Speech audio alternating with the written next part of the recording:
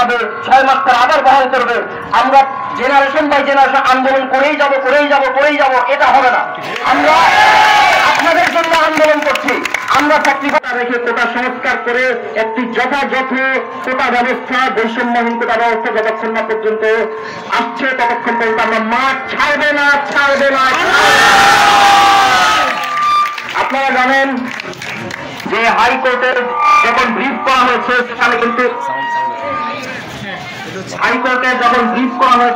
কিন্তু বলা হয়েছে যে চাইলে নতুন করে কোটা সংস্কার করে কোটা রেখে নতুন কোটা ব্যবস্থা আনাই যায়, এ ব্যাপারে আদালত নির্দেশনা দিতে পারেন। এই কথাটা কিন্তু প্রেস ব্রিফিং এ বলা হয়েছে হাইকোর্টের সামনে, আইনজীবীরা বলেছেন।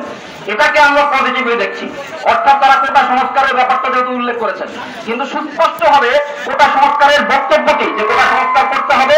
নির্বাহী বিভাগকে নির্দেশ দিলাম, আদালতের কাছ থেকে এরকম বক্তব্য যদি না আসে তাহলে কিন্তু ছাত্র সমাজ এটা মেনে নেবে না। আমরা চাই রায়ে এই বিষয়টি উল্লেখ থাকতে হবে, যদি উল্লেখ থাকে তাহলে বিবেচনা করা যেতে পারে যে রায় আমাদের পক্ষে এসেছে কি আসে নাই।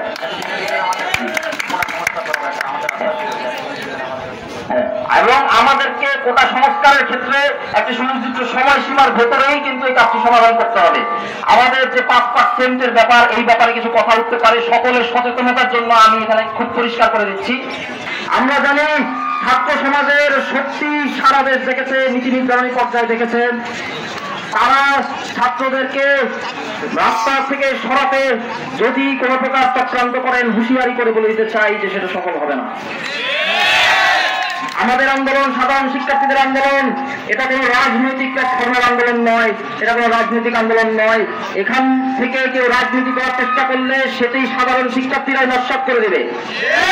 এই জিনিসটি আমরা বারবার পরিষ্কার করে নীতি নির্ধারণের পর্যায়ে সরকার সহ সবার কাছে বার্তা ইতিমধ্যেই দিয়েছি।